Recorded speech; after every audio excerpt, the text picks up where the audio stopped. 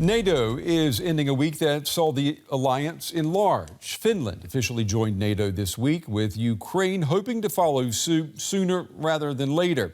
Now, that was clear at NATO's summit in Vilnius, but Ukraine is ending the week with the certainty that it will not be joining NATO anytime soon. That said, NATO members did recommit themselves to helping Ukraine as it battles the Russian invaders. The United States also remains adamant that Russian President Vladimir Putin will never achieve what he set out to do with this war. Here's U.S. Secretary of State Antony Blinken. But as long as he continues to believe that somehow he will prevail, he's likely to continue. He needs to be disabused of that notion. These long-term commitments to Ukraine's security, but also to its economic well-being, as well as humanitarian assistance, are probably the best way to do that. But fundamentally, as President Biden said yesterday, Putin has already lost in terms of what he was trying to achieve in Ukraine. Remember, this was about, for Putin, erasing Ukraine from the map, ending its independence, subsuming it into Russia. That's failed and cannot succeed. All right, I want to bring in now Jim Townsend. He spent 2 decades at NATO and the Pentagon working on European policy. He's now a senior fellow with the Transatlantic Security Program at the Center for a New American Security. He joins me tonight from Washington, D.C. Jim, it's good to have you on the day. I understand you just returned from Vilnius. You were there for the NATO Forum, which is kind of a sideline event for the NATO summit. Tell me, what were the main takeaways for you? Well, the main takeaway was that they were able to take a very emotional time for Ukraine as well as the alliance in dealing with the relationship between NATO and Ukraine. And they took this sensitive time and some bit of turbulence in the middle of the summit, and they were able to bring some good from it as well. They ended on a high note. They really did show the unity remained within that alliance, even though there are differing views about the relationship between NATO and Ukraine. So that was the big takeaway. The unity is absolutely critical.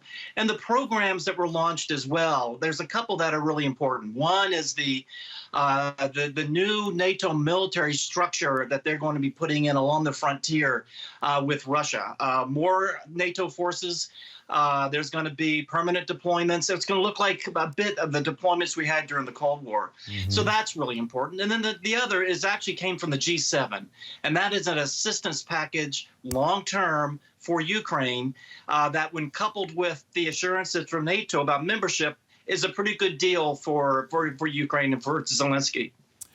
Ukrainian leaders, they are saying openly now that their counteroffensive is not progressing as quickly as they'd like. After these commitments that were made in Vilnius, can Kyiv move forward assured that support will not depend on quick victories on the battlefield? Yes, I think there is a lot of positive for Ukraine moving forward in terms of support from the alliance, support from the United States. We know that the offensive is going to take time, and that's okay. They're up against some pretty tough obstacles. We are beginning to give a lot of equipment that they needed. F-16s will be coming, and also the cluster munitions. Other nations are providing some armor and some ammunition and this type of thing as well. I think there's a lot that they can depend on and that they can go forward on with confidence. I really do. Okay. Kyiv also seems assured that NATO membership for Ukraine is not just a bargaining chip with Russia that the West wants to keep up its sleeve. Would you say that's an accurate description of reality? Well, I think there's the emotion of the event over the summit about membership. That emotion has set off a lot of views, I think, that aren't necessarily true in terms of motivations of the United States, motivation of NATO, why Ukraine is being held back. I think there is certainly some important reforms that have to be done. So I don't think there was some other kind of object behind the scenes going on, which is why they didn't get membership.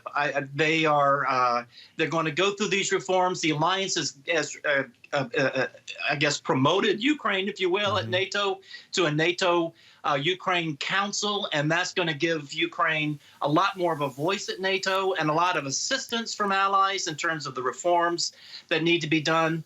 So there's a lot out here that I think shows that in terms of the motivation of NATO allies, the motivation of the United States, particularly towards Ukraine, towards the long haul, and towards the day that they're going to be NATO members, I think the Ukraine should be very confident about that.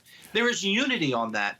The splits are only on how fast it's going to happen. And I think it'll be surprised that it's going to be sooner rather than later. Jim, I think people are clear on why it's in the U.S. interest for Ukraine to win this war. They certainly don't want there to be further acts of Russian aggression moving forward.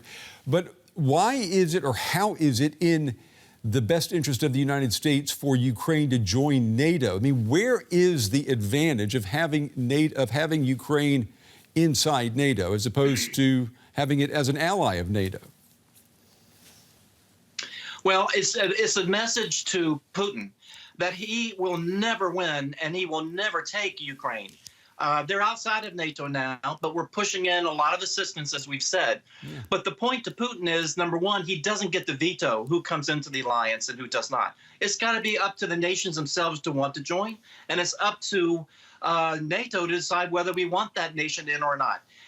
And so it's not something that Putin is going to have a voice in. And that's what's important, is that he knows that.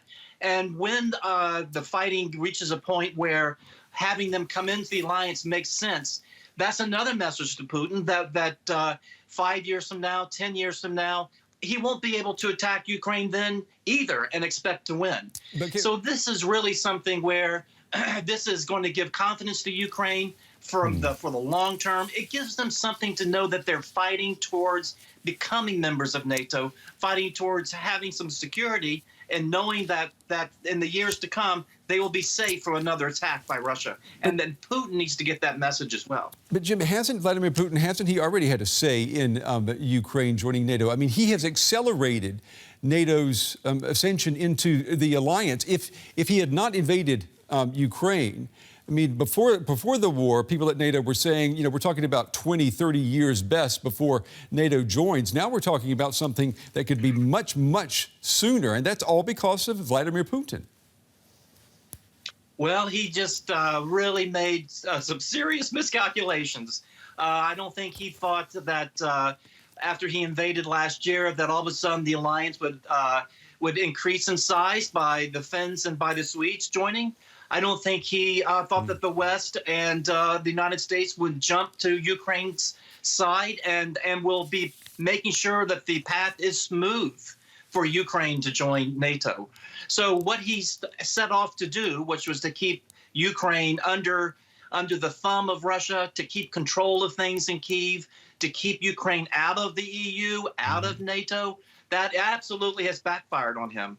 And so but he needs to know that this has backfired on him for the long term, that once the fighting comes to an end somehow in the coming months or coming year, that the West isn't going to turn around and have its attention going elsewhere.